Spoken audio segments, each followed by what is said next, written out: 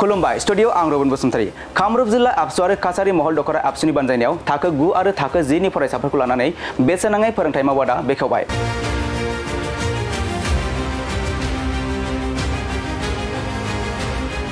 कामरुप जिल्लानि सिङाव थानाय काछारी महल दखरा आबसुआ गोलोम बोथोरनि समाव ओनसोलनि फरायसाफोरखौ लानानै गुन गोनां सोलोंथाय जांख्रिखांनाय मावथांखिखौ बोसोरफ्रोमबो खुंफुंनाय बायदिनो देग्लाय बोसोरावबो कामरुप जिल्ला आबसुनि आरो काछारी महल दखरा आबसुनि बानजायनायाव बेसेनाङै फोरोंनाय मावबादाखौ बिडि रड गोजौ फरायसालियाव दिनैनिफ्राय बेखेवबाय।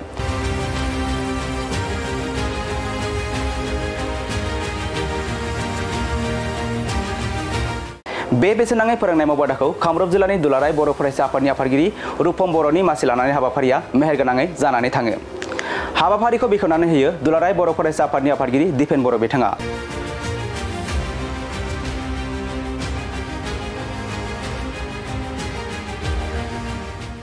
दिनैनि बे हाबाफारियाव बाहागो लायो दुलाराय बर' फरायसा आफादनि सोलोंथाइ नेहाथारि रमिय बसुमतारी, दुलाराय बर' फरायसा आफादनि लेङाइ थुनलाइ नेहाथारि सानसुमा बर' बिथांजों लोगोसे कामरुप जिल्ला आबसुनि लोगो आफादगिरि मिलन बर' आरो गाहाय नेहाथारि जयन्त बर', लोगोसे काछारी महल दखरा आबसुनि आफादगिरि राहुल बसुमतारी, गाहाय नेहाथारि नितुल बर'जों लोगोसे जिल्लानि दैदेनगिरि दखरानि मावथि आरो फरायसा आफादनि नुजाथिनायाव बे हाबाफारिया जानानै थाङो। कामरुप जिल्ला दुलाराय बर' फरायसा आफादनि बानजायनाय आरो काछारी महल दखरानि सिङाव जोंनि मिरु दुलाराय बर' फरायसा आफादनि बिथोन बायदि सारा आसाम नाङै दिनै 3 तारिखनिफ्राय 20 तारिखनि गेजेराव गोलोम बोथोरनि जि बेसेन नाङै फोरोंथाय बादा फ्रि सामार कचिं क्लास बा केम्प बेखौ दिनै लन्च खालामदों आरो कामरुप जिल्लाया हांख्रायनाय बायदि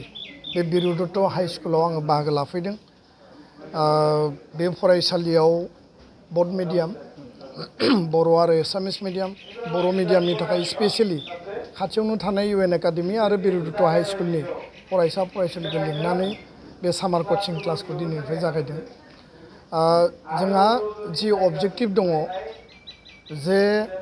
गुन गोनां सोलोंथाइनि जि मोनसे जांख्रिखांनाय क्वालिटि इडुकेसन मुभमेन्टनि आन्दाराव साफ्रोमबो फरायसा फरायसुलिनि बिथांमोननि जि क्वालिटि टिचिं एन्ड लार्निं न'आव फरायनाय आरो थाखो 9 आरो 10 आव जाय फरायसा फरायसुलिफ्रा दिनै फरायगासिनो दङ बेखौ आनसलिक लेभेलाव डिस्ट्रिक्ट लेभेलाव जोथोन लानानै स्पेसियेल मोनसे कचिं होनांगौ। जि कचिंआ थाखो खथायाव क्लासरुमाव रेगुलारलि फोरोंनायनि अनगायैबो एसे आलादा मेथडआव एसे आलादा रोखोमै आरो गुबुन गुबुन को-कारिकुलार एक्टिभिटि बेयाव लिटारेरि बेयाव नोङो बायदिसिना एक्सटेम्पोर स्पिच पएम राइटिं बा रिसाइटेसन बेबायदि डिबेट कुइज कम्पिटिशन लाफानायनि गेजेरजों जाहाथे बे कचिं केम्पखौ स्टुडेन्टनि जि मोनसे पार्सनेलिटि बिथांमोननि जि फरायनाय बेखौ जों जाहाथे इमप्रुभ खालामनो हायो बे मोनसे उद्देश्यजों बेखौ लादों। आरो न'आव ओरैनो थायोबा फरायसा फरायसुलिया लेखानिफ्राय गोजानाव जायो आरो बिथांमोननि जि लेखाजों जि खाथि सोमोन्दो बे सोमोन्दोआ गेप जानानै जेला 1 आगस्टआव क्लास खुलिगोन बिसोरो बेखौ गोदानै नायफिननानै जथेस्थ' बेयाव बिथांमोननि फरायनाय आरो लेसना थालाङो। दा बेखायनो बेखौ मोनसे कानेक्टिभिटि आरो जोङो 15 दिन बा 17 दिन इफेक्टिभ हाबाफारि लानो नागिरदों। उननि समाव 10 दिनखौ जोङो बिथांमोननि सम बायदिसिना एक्टिभिटि जिहेतु बिथांमोना थायो बेखौ हगारना होनो नागिरदों। आं सानो जे इसोरा साफ्रोमनोबो जिउ होदों, बिमा बिफाया खांदों बादों फेदेरदों फोलावदों जोथोन लादों आरो फरायसालियाव दैथायहरदों। लोगोसे जोंनि फोरोंगिरिया जोंनो गियान होदों, सोलोंथाइ होदों, फोरोंदों। बे साथाम इसोर जाय गिबि इसोर जों बेखौ नुवा, नैथि इसोरा बिमा बिफा, थामथि इसोरा जाबाय जोंनि फोरोंगिरि। आरो साफ्रोमबो बर' फरायसा फरायसुलिया गोग्गो सोलोंथाइ लायोब्ला सुबुं धोन जायोब्ला बर' हारिया गेरेमसा माहारि दानायनि जि बड'फानि जि थांखि आरो जि मोनसे अबजेक्टिभमोन बे जाफुंगोन। मोनसे देश, मोनसे हारि, मोनसे समाजनि की टुल आरो अस्त्रआ जाबाय सोलोंथाइ। जायनि थाखाय नेलसन मेन्डेलाया बुंदोंमोन जे बुहुमखौ परिबर्तन खालामनोब्ला जों सोलोंथाइखौनो लानानै खामानि मावनांगोन। आरो भारतआव महात्मा गान्धीया बेसिक एडुकेशन तालिमनि बाथ्रा बुंदोंमोन आरो बेखायनो आं सानो जे दुलाराय बर' फरायसा आफादा बे क्वालिटि इडुकेसननि जि मोनसे मिशन बे मिशनखौ जोङो कन्टिनिउ खालायगोन दुखु गोनाङा बे बिरुदत्त हाई स्कुलाव फोरोंगिरिनि संख्या खम 8 जन माने सा 9 फोरोंगिरिया बर' मिडियामाव दा भेकेन्ट जानानै दङ आसाम सरकारनियाव जों जेला सोङो बिथांमोना बुङो जे फोरोंगिरिखौ जों थिसनबाय किन्तु फोरोंगिरिखौ थिसनाबासिनो पस्टखौ भेकेन्ट दोननानै पस्टखौ एबलिश खालामनानै आरो आल्टिमेटलि फोरोंगिरिनि गैयिनि थाखाय दिनै स्टुडेन्टआ बेयाव खमायलांदों एलिमेन्टारि लेभेलाव दिनै फरायसायानो बेयाव निल दा खमायलाङोब्ला स्कुला थैयोब्ला पस्टआ एबलिश जागोन आल्टिमेटलि बर' मिडियामखौ बुथारनायनि परिकल्पनाया आं सिगाङावबो बुंदों दिनैबो बुंगोन बबेबा नङा बबेबा अफिसियेल लेभेलाव एडमिनिस्ट्रेसन लेभेलाव डिअ बिअ आइएस लेभेलाव आरो सरकारनिबो गोजौ लेभेलनि मोनसे पलिसि जों साहित्य सभा एबसु जेसां बुंदों जे जोंनो टिचार नांगौ बिथांमोना भेकेन्सि पजिसनखौ देखाया लखिमपुर धेमाजियाव जेसेबां टिचार खालि दङ भेकेन्सिखौ देखाया आरो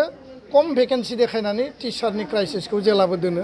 जाहाथे स्टुडेन्ट एनरलमेन्टआ खमायथों बे स्टुडेन्टआ गुबुन मिडियामाव शिफ्टिं जाथों इंराजि मिडियाम एसामिस मिडियाम आरो शिफ्टिं जायोबा बर' मिडियामनि फरायनायनि संख्याया खमायोब्ला बबेबा मिडियामा थैब्ला बबेबा थांगोन आरो बेनि मेकानिजम आरो बे मेकानिजमा दिनैबो बे कनस्पिरेसिया सोलिगासिनो दङ बेखौ टलारेट खालाया आरो बेखौ गिबि मन्त्रि सोलोंथाइ मन्त्रि हाइस्ट फरामसिम जोङो लांगोन टिचार एपइन्टमेन्ट जुदि होआब्ला टेट एपइन्टमेन्ट होनायनि खोथाखौ आसाम सरकारा जेलाबो बुङो बे स्ल'गान बे खोथायाव बाथ्रायाव आरो टाइम मथे जुदि जोंनो नांगौ बायदि टिचार होआबा बेनि थाखाय आन्दलन जागोन बेनि थाखाय गणतान्त्रिक मुभमेन्ट जागोन खोथायानो जे गासै आसामाव टिचारनि क्राइसिसआ दाबो दङ बर' मिडियामाव आरो बर' मिडियामाव गुबुन मिडियामनि टिचार थिसननायाबो दाबो दङ बेखौ जोङो टटेल बन्द खालामनो होदों बबे स्कुलाव टिचारनि क्राइसिस दङ सिंगल टिचार जिर' टिचार आरो भेकेन्ट जाना थानाय माने स्कुलाव टिचार हरनांगौ बेखौ अलरेडि सेभारेल राउन्ड्स गोबां खेब जोङो तथ्य दाखिल खालामबाय किन्तु सरकारा बुंदों जे जों होगासिनो दङ जों होगोन नाथाय बिसोरनि नीति आरो पलिसिया जाहैबाय जे फोरोंगिरि होआलासिनो दोननांगौ स्कुलाव एनरलमेन्टआ खमायनांगौ एनरलमेन्ट खमायोबा पस्ट एबलिश खालामनांगौ आरो बर' मिडियामा थैगोन थैनाय लोगो लोगो बेयाव गुबुन मिडियामाव फरायसा फरायसुलिफ्रा माने कनभार्ट जागोन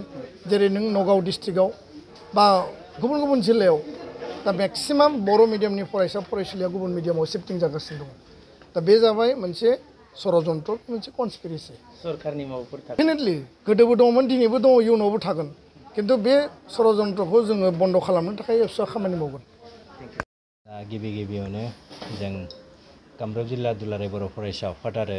कछारी महल दख'रा आफादनि बानजायनायाव जे दिनै जोङो जे बेखौ मा होनो कचिं क्लासखौ दिनैनिफ्राय जागायबाय बेवहाय जोंहा मिरु दुलाराय बर' फरायसा आफादनि जि आफादगिरि सार बिथाङा फैनायनि थाखाय जों गिबियावनो कामरुप जिल्ला दुलाराय बर' फरायसा आफादनि जानानै बिथांनिसिम सार बिथांनिसिम रोजा रोजा साबायखरखौ बावहरबाय दा बेवहाय जोंहा आगोलनिफ्रायनो कछारी महल दख'रा आफादा बा कामरुप जिल्लानि बेन्दोंनि सिङाव जिहेतु कचिं क्लासखौ खुंबोबाय थाखायो बे लेखायैनो जों बे कचिं क्लासखौ खुंबोगासिनो दं दा अराय सम जों खुंबोबाय थालांगोन दा बेवहाय जोंहा कचिं क्लासखौ जोंहा बेवहाय मोनथाम साबजेक्टखौ लानानै खालामो इंलिश साइन्स आरो मेथ्स बे मोनथामखौ लानानै खालामो बेखौ जों खुंदों बा खुंबाय थागोन आरो बेवहाय जोंहा दुलाराय बर' फरायसा आफादनि जानानै बेखौ जों जिहेतु बर' माहारिखौ गेरेमसा हारि दानायनि थाखाय बा बर' माहारिखौ जों जौगाहोनो थाखाय बेखौ जों अराय सम बेबायदि क्लासखौ खालामनानै जों जोंनि बर' फिसाफोरखौ गोजौ थाखोआव लांहोनो थाखाय जों नैबे कचिं क्लासखौ जों खुंबोयो आरो जाहाथे जोंनि बर' फिसाफोरा गासैबो बुहुमाव सिनायथि मोननो हायो बेखौ जों दुलाराय बर' फरायसा आफादा नाजानानै खुंबोगासिनो दङ आरो बेखिनिखौनो आं दिनैनि जा निउसाव फोरमायनानै होबाय गोजोन्थों।